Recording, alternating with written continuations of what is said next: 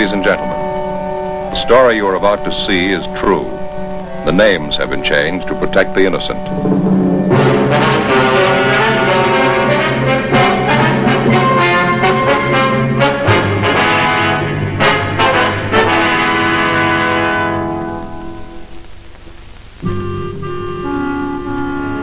This is the city. This is the Los Angeles Police Academy, main entrance. After weeks of examination, more weeks of intensive training, you come out a rookie police officer. At this academy, you learn to uphold and enforce the laws of your city. I graduated from here. I'm a cop. It was Monday, August 9th. We were working the night watch out of Homicide Division. My partner's Frank Smith. The boss is Captain Lorman. My name's Friday. The paper said it was the hottest day of the year. It was 11:47 p.m. In 45 minutes, we'd be off duty and on our way home.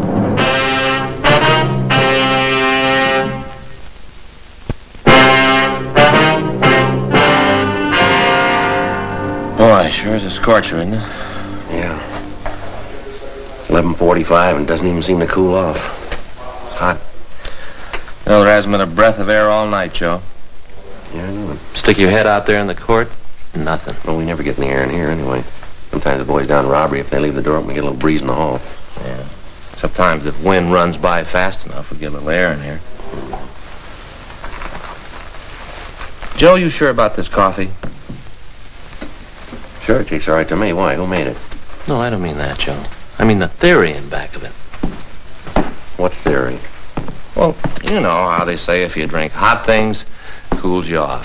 If you drink cool things, makes you warm. Haven't you ever heard that theory? Who says that? Well, I've read it. In school, I took a little bit of medicine. Look, maybe I can explain it to you. They say if you take hot things into your system, like hot coffee or hot tea, your body sets up a resistance. Psst, cools you right off. But if you take cold things like lemonade, cold water, something like that, your body fights it right back and you get hot. So you drink hot coffee. Didn't you ever hear that?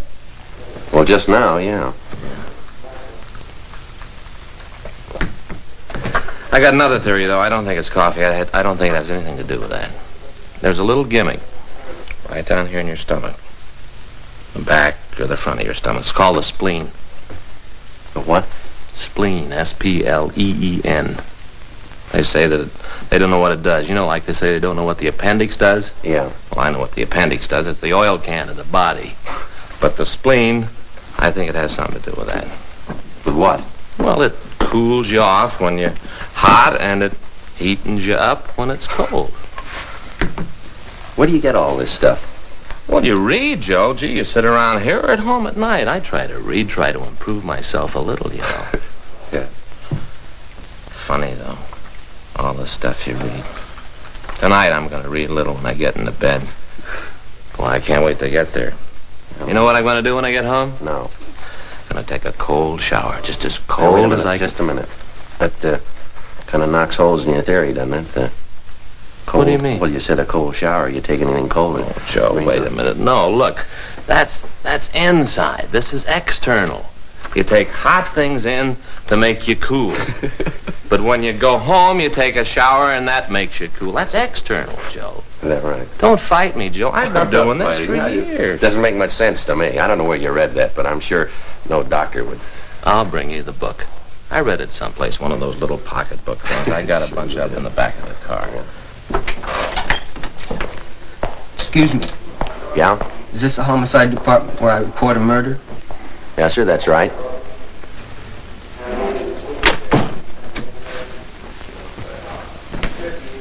All right, come on in.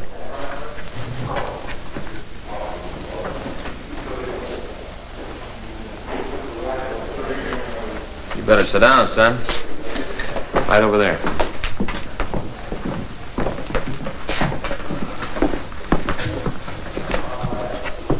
You feel all right? Sure, now that I'm here, I'm all right. Little scratches on your face there. Are you sure you feel all right? No, I'm all right. I never thought I'd get here. Times I almost quit, and then I thought of Kevin, what they did to him. And I had to keep walking. I had to, for Kevin. I had to. All right, son, let's start at the beginning. Tell us all about it. I don't know where to begin. What's your name, young fella? Bruce Hamilton.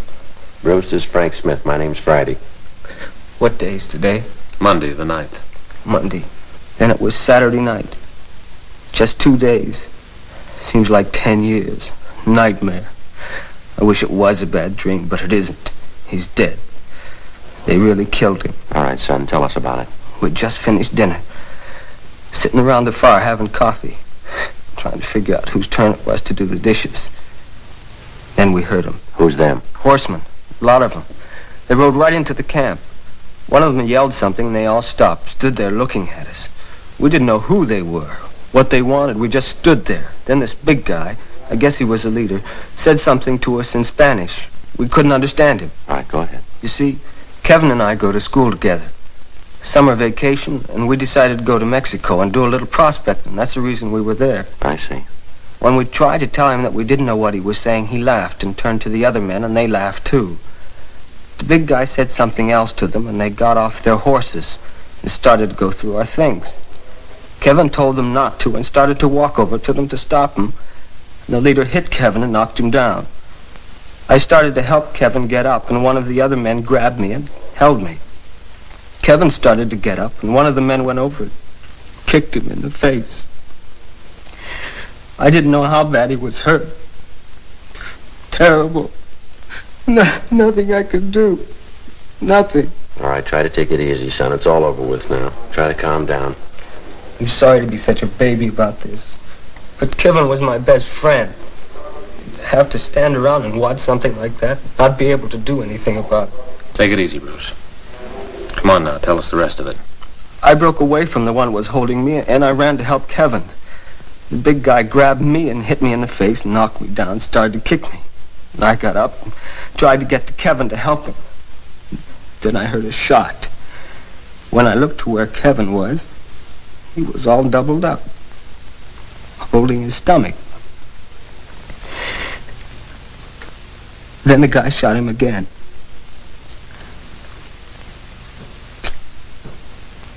They all laughed. Thought it was a big joke. I got up, and one of them shot at me. I started running. I ran as fast as I could, but they kept shooting. I thought for sure they'd hit me, and I kind of waited for it. Then I ran through some bushes, and I fell into this gully. When I hit the bottom, I just lay there. What happened then? I could hear them talking and laughing. Seemed forever. I guess it was only a short time. Then I heard them ride away. I waited until I couldn't hear them anymore, and then I crawled out of the gully to see if they were gone. I wanted to help Kevin. I didn't see anybody, so I walked over to where he was. He was lying on his face.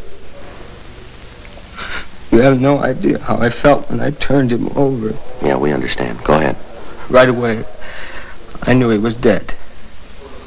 He was shot in the stomach and in the chest. Shirt was all stained. There was nothing I could do for it. Nothing anybody could do for it. I looked at him for a long time. I guess I cried. Then I thought I'd go to the police. But I was afraid. Afraid of what the police might think when I told them about it. I didn't speak their language, and it was a strange country. I was afraid they wouldn't believe me. Well, what did you do then? I buried Kevin. I looked for something to dig the grave with, but they'd taken everything. Even the shovels. Everything. I found a tree, and I dug a grave with my bare hands right under it. And I went back, and I got Kevin. And I laid him in the grave that I dug for him. I said a prayer for him. It was the best I could do. Best I could do. All right, son, try to take it easy. I'm sorry. Crying like a kid. I guess you think it's silly. But I can't help it. Nobody gets too old to cry, son. Well, after that, I looked around. They'd stolen everything. Our food, supplies, clothing, everything. And I went to the mesquite bushes where I'd hidden our duffel bag. Had our wallet in it. Identification, all our money, everything. But it was gone. They'd stolen it too. stolen everything. They didn't leave anything behind, huh? Not a thing. What'd you do then? Started to walk. We'd parked our car just off the highway. It was about 5 miles. And I remembered that the keys to the car were in the duffel bag, too. I didn't know how I was going to get it started, but I thought I'd figure some way. When I got to where we'd parked it, the car was gone.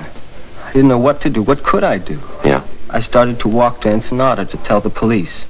Then I began to think that the bandits had taken my wallet, and I didn't have any identification, no way to prove who I was. I couldn't even speak the language. I got scared that they might not believe me. You walked all the way from Ensenada to the American border? That's right. I walked all night Saturday. Then Sunday morning I found an old adobe house, and I crawled through a window and slept. I don't know how long I slept, but it was dark when I woke up. So I started to walk again.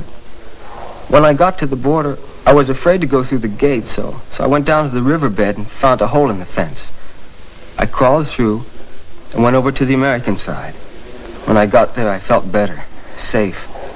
I figured I'd go to the first policeman I saw and tell him what happened. Well, did you notify the authorities down in San Diego? No, I got to the police station, but I didn't go in. Why not? Well, I still didn't have any identification. I couldn't prove who I was. Nobody to back me up and say who I was. Then I thought of Kevin's mother. If I could get to her, she'd tell me what to do. Well, why didn't you go and see the San Diego authorities? You were close to them down there. You don't understand. Like I said, I didn't have any way to prove who I was. I had no money, my wallet was gone, my clothes were all torn, my face was cut. I thought it'd be better if I could get to Kevin's mother, if I could see her, talk to her. She'd know what to do. So I hitched a ride. I wanted to go to San Francisco. A truck driver brought me this far. While we were driving, I thought more and more about what I'd say to Kevin's mother. How I'd tell her he was dead. And I couldn't do it. But I had to tell somebody. That's why I came to you. Well, Bruce, we're going to have to go back down to Mexico. You'll be able to show us where the body is, won't you? Well, if I have to go, I guess I can. But I can tell you right where it was. I could draw you a map and show you right where he's buried. You want to give us that information now? It was south of Ensenada, about 40 miles, down a new paved highway. You sure it was 40 miles? Yes. While we were driving, Kevin and I were trying to figure out how many kilometers to a mile. I kept watching the speedometer. It was just 40 miles when we turned off the paved highway onto a little dirt road. Can you give us a description of the car, the license number? I don't remember the license number, but the car was a 51 Ford sedan, dark blue. Well, we can check it through DMV. What was Kevin's full name and address? Kevin Allen Bradley. He lived at 6502 Washington Street, San Francisco. He lived with his mother. Apartment on Nob Hill. How about a description of Kevin? Can you give us that? He's about my size, generally.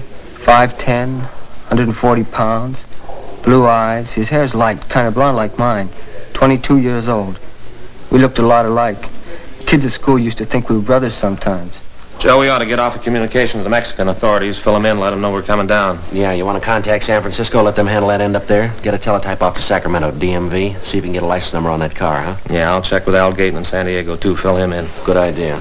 Now, Bruce, you'll know these bandits if you see them again, won't you? I might not know some of them, but the big guy, the one that killed Kevin, I could never forget him. The big guy was tall, heavy, over 6 feet, well over 200 pounds.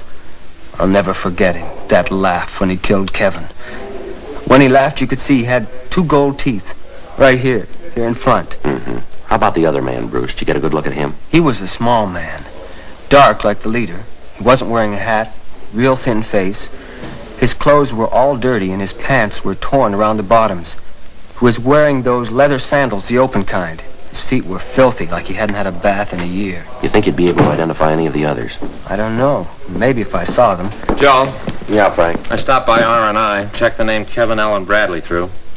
A teletype here from San Francisco dated July 13th. Missing persons report on Kevin. Want to read it? Well, what's it say? Is it a regular missing report? He's described as a male white American, 22 years, 5'10", 140 pounds, blonde, blue eyes, fair complected. At the time of disappearance, was wearing a dark blue gabardine suit. Was driving a dark blue Ford 1951, license number 1U55887. Something else, Joe. Yeah. He was known to be carrying a sum of money in excess of $1,500 when he disappeared.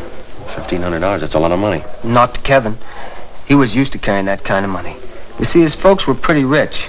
He always had all the money he wanted. Mm-hmm. How about this missing report, Bruce? What do you mean? Well, didn't Kevin's mother know that he was going to Mexico? Oh, no. You see, they had an argument about where he was going to spend his summer vacation. She wanted him to go to Canada. He wanted to come down here. One afternoon, we just took off. Kevin went to the bank and got the money, and we just took off. He didn't tell his mother anything about it, huh? No, he thought she'd try to stop him. Probably would have, too, if she'd known. Was the money among the things that were stolen from you? Yeah. It was in Kevin's wallet in the duffel bag. I suppose it was kind of foolish to leave that much money just laying around, but we did. We didn't think that anything like this had happened. When I stop and think back over it, Kevin being dead, I don't know. It just sort of makes me sick. Now, you say you didn't have any money. How'd you get along? Well, I didn't eat much. Sometimes I'd find some fruit trees along the road. I ate some fruit, that's about all. I didn't think much about food. The important thing was to tell somebody about Kevin being killed. That's all I thought about, telling somebody. Yeah, sure. You must be pretty hungry then. Would you like something to eat? Yeah, mine tastes pretty good. Sandwich and some coffee. How about you guys? You gonna eat? Frank, how about it? Yeah. After I get communications off, I'll run across the street and pick up some sandwiches and coffee. Bring them back here. What kind of sandwich you like, Bruce? Doesn't make any difference. Chicken, I guess. Joe? Oh, ham's all right for me. Tell him put a lot of mustard on it, will you? How about peanut butter? No. Chicken for him, ham for me. Well, Joe, this place I'm going, that's all I have this time of night. Well, why'd you ask us then? Well, I thought I'd try to get you what you wanted if I could. Hey, you got any change? All I got's $1. Yeah. Here, let me get this. What'd you say? Huh? You have some money, do you? Well, I have got $10. I have a $10 bill. Thought you said the bandits took all your money. Well, what I meant is I didn't think I had any money. I found this 10 in my pocket just before I walked in here. Look, you can see it's all wadded up. It looked like it'd been in there for a long time. Just a 10, all wadded up. Yeah, the way it's all rolled up there, you can hardly tell what it is, can you? Yeah, that's right. But you can see it's a 10. See? All wrinkled up. But you can see how I missed it. Yeah, why don't you put everything in your pockets here on the table? Well, why? What did that show? Put it on the table, will you? I haven't got anything in my pockets. Well, you found the 10. Maybe you'll find something else, huh? All right, but I don't see what's going to show. Pocket knife. Handkerchief. And a comb. And the 10 that's on the table there, that's all. Maybe there's something in your coat pockets. No, I don't carry anything in my coat pockets. Stretches them. We'll take a look anyway. I told you I don't use them. See? Nothing. What about the inside pockets? No, there's nothing there. Let me have a look. I told you there's nothing there. Well, then you won't mind if I have a look, will you? What's that, Bruce? Why, it's my wallet. I guess they didn't take it after all. Gee, thanks for finding it. You know, I probably wouldn't have thought to look for it. I just figured that it was gone. You want to show us what's in it? Oh, they're just some cards and some personal stuff. Nothing you'd be interested in. I feel pretty silly. I forgot all about it. All right, open it up. Sure. Some money in there, isn't there? Yeah. Take it out.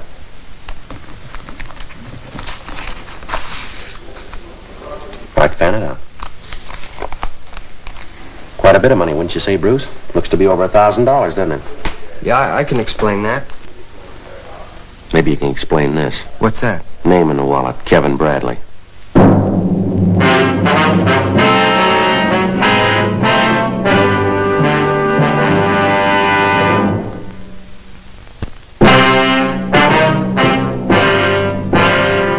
With the finding of Kevin Bradley's wallet and the money, the case had taken a new turn.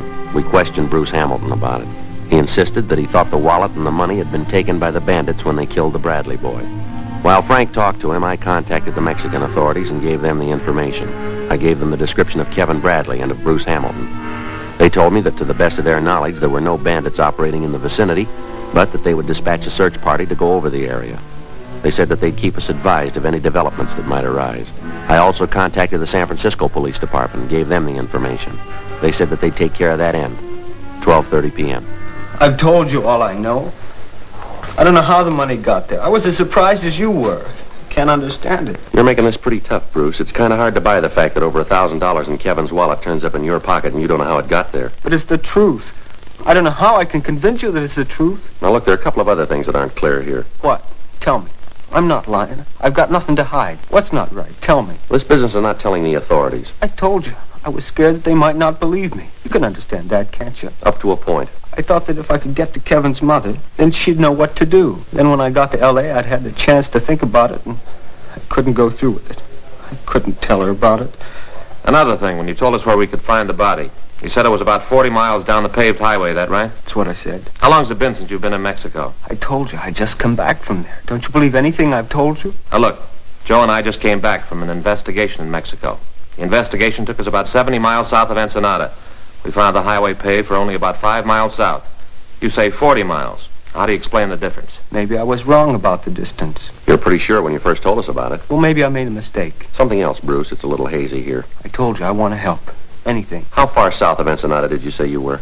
I said about 40 miles. Now, I'm not sure. But you are sure that it was south of Ensenada. Yes. And Kevin was killed on a Saturday night. That's right. Then you started for the States right away. That's what I said. I started walking as soon as I found the car was gone. And you walked all the way to the border. That's right. How'd you walk? What route did you take? I told you I stayed off the road. I was afraid of bandits coming back. I walked along the roadside and then through the hills. I got off the roadside whenever I saw anybody coming. But you walked all the way. That's right. All the way from Ensenada to the border. And it took you how long? Saturday night and Sunday night. I got a ride in San Diego in the morning. What time do you figure that you started for the border? Maybe 11:30, midnight. I don't know for sure. And you stopped at dawn? Yeah, I stopped and slept. Then I woke up and I started to walk again. Then you're asking us to believe that you walked over 100 miles in less than 14 hours. Is that right? And through country like that down there? I don't know how long it took. I just walked. I didn't keep track of how long. No, it doesn't gel, Bruce. You're telling us that story and then showing up here with Kevin's wallet and the money. I told you, I don't know how that happened. What are you trying to prove? We're not trying to prove anything, Bruce. We just want the facts. I'm trying to give them to you, but you keep mixing me up. You got it wrong. You're mixing it up. What do you think, that I'm making this whole thing up? Look at my face. Look here. Does that look like my imagination? No, but those cuts could be self-inflicted. Why would I want to do a thing like that? What reason would I have for doing a thing like that? That's what we're trying to find out. You could have gotten those in a fight with Kevin. Maybe he didn't want you to take the money. You keep talking about the money. I try to tell you, I don't know how the money got in my pocket. I don't know anything about it. You think I killed Kevin, is that right? Looks that way, doesn't it? But he was my best friend. I had no reason to kill him.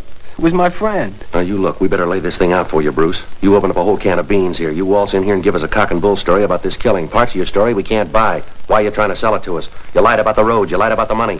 The story about how you walked doesn't ring. You want to know what we think, Bruce? We think the whole thing's a lie, from start to finish, a lie. Now, you come off it. Who killed Kevin Bradley? I don't know. I don't know. Get it straight, Bruce. Did you kill him?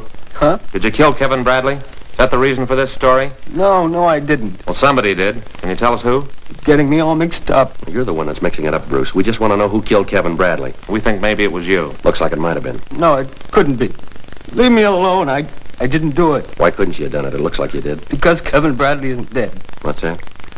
He was never killed. I'm Kevin Bradley.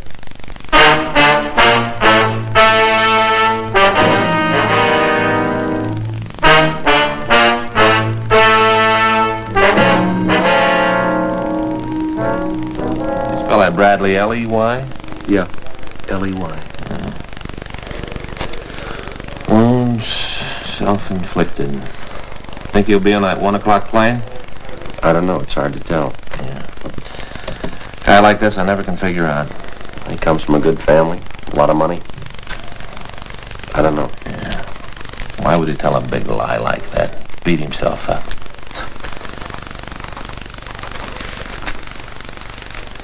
You know, we worked 15 minutes overtime tonight? Yeah, put in for it.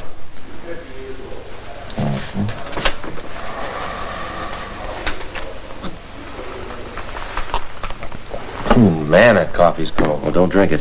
Why? Make you hot.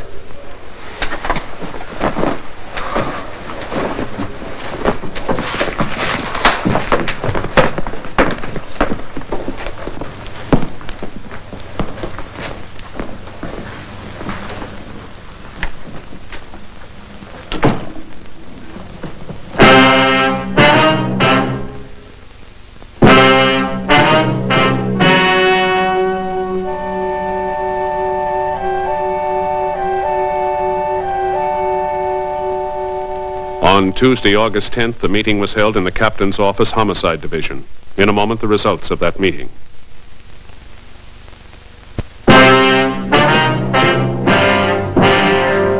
The suspect confessed the entire story was a lie. He told the investigating officers he wanted his death to be officially reported to his parents. According to his statement, in that way, he felt he could start a new life without family domination, which he claimed was excessive in his home.